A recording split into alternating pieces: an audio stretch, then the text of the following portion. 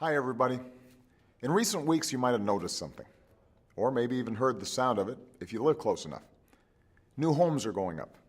In fact, construction workers are breaking ground on new homes in America at the fastest pace in more than 4 years. At the same time, more homes are being sold.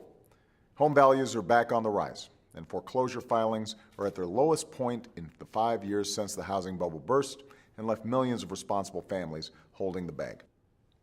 Now, we're not where we need to be yet. Too many homes are still underwater. Too many families are still having a hard time making the mortgage on their piece of the American dream. But one of the heaviest drags on our recovery is getting lighter. Now we have to build on the progress we've made and keep moving forward.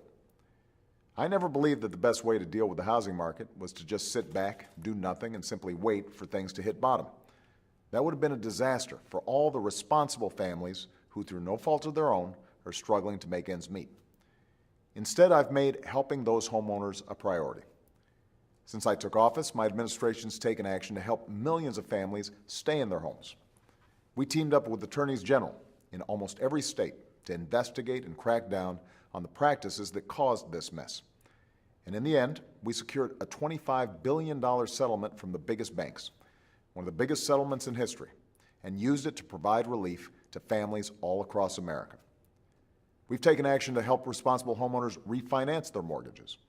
As a result, just this year, hundreds of thousands of Americans who were stuck in high-interest loans have been able to take advantage of historically low rates and are saving thousands of dollars every year. And now I want every homeowner in America to have that chance. I just wish it didn't require an act of Congress, but it does.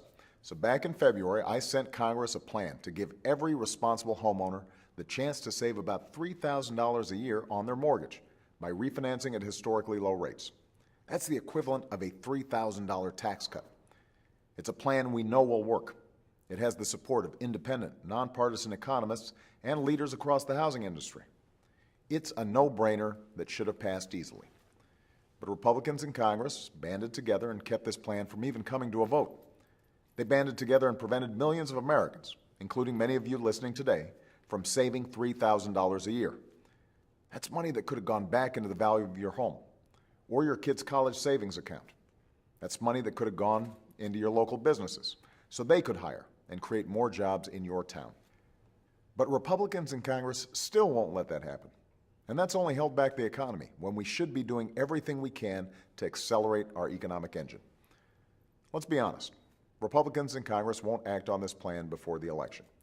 But maybe they'll come to their senses afterward if you give them a push. So contact your representative, especially if this plan will help you or somebody you know. Tell him or her that American homeowners have waited long enough.